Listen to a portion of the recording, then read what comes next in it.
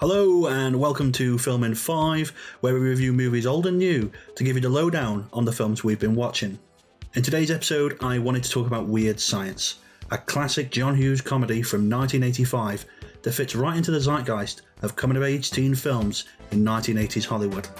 Starring the then irrepressible Anthony Michael Hall as Gary and Ilan Mitchell-Smith as Wyatt, these teen friends decide to design their ideal woman on a computer.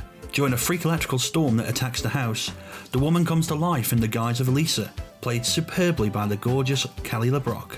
She's alive! Alive! So, what would you little maniacs like to do first? The film then follows the teens' adventures as Lisa helps to improve their lives and eventually gives them the confidence to turn from boys into men. It's purely sexual. She outfits them in cool clothes, surprises them with fast cars, and teaches them to stand up against the bullies. In particular, Max and Ian, played here by Robert Rusler and a very young, fresh-faced Robert Downey Jr. John Hughes was a magnificent filmmaker with an enviable career, directing classics such as 16 Candles, The Breakfast Club, Ferris Bueller's Day Off, Planes, Trains and Automobiles, and Uncle Buck, as well as writing credits on the National Lampoon films, Pretty in Pink, Home Alone, and Miracle on 34th Street, to name just a few. With a resume like that, you know you're in good hands. At the time, and during the many years since, the film has received criticism for being vulgar and silly, sailing through the typical coming-of-age tropes without really exploring any serious topics. The ragged script was described by one reviewer as feeling like a teenage boy wrote it, and I could sympathise with that analysis, and the reason I probably loved it as a kid was its childishness. But I think it stands up all these years later and has a bit more going for it than people give it credit for. It's a tale of outcasts, a common trope of 80s movies like The Breakfast Club, but in this case, the characters don't ever really become cool. In the end, they are still quote-unquote dweebs. It just teaches the power of confidence, the reality of standing up for yourself against those who will push you down, be that bullies, parents, or even society.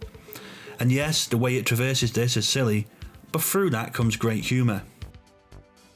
It's really wonderful because John Hughes knew how to make families their true selves. And I think it was wonderful in those times to have somebody like a young girl come in and help these boys. It's sort of like the first anti-bullying film, I think, right? Perhaps the craziest aspect of the film is the concept of a computer making a woman. Obviously a ludicrous assertion of what technology is capable of, this was the 80s, and many films often predicted wildly silly things.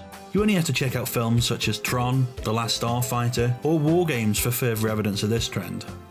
Although Weird Science doesn't dig as deep as Ferris Bueller's Day Off with its existential musings, or tackle themes of social identity like The Breakfast Club, it still has meaning and resonance, particularly with younger viewers.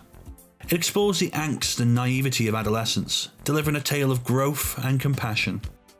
The early scenes of horny young boys looking for the sexiest woman of their dreams give way to the search for genuine relationships and finding what they wanted under their noses all along, perhaps something we can all relate to. The performances of Ilan Mitchell-Smith, and notably Anthony Michael Hall, who at this time was an elite tier bankable star as part of the press-coined Brat Pack, were magnificent, bringing a naive subtlety that you can believe in, characters that you care about, something that is often missing from modern films. There is a carefree amount of fun to Weird Science. Sure, it won't win plaudits.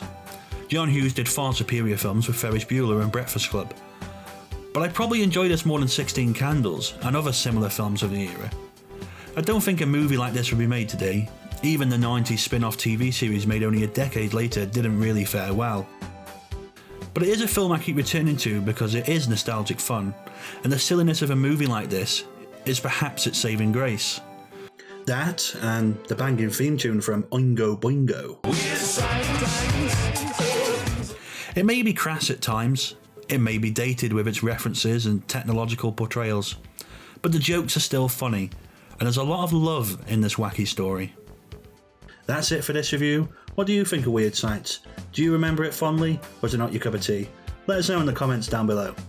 Remember to like, share and subscribe, and press the bell icon for notifications. And remember to follow us on social media, Facebook, Twitter, Instagram and TikTok, and more movies for you. Till next time, stay weird. That's it for this video, thanks for checking it out.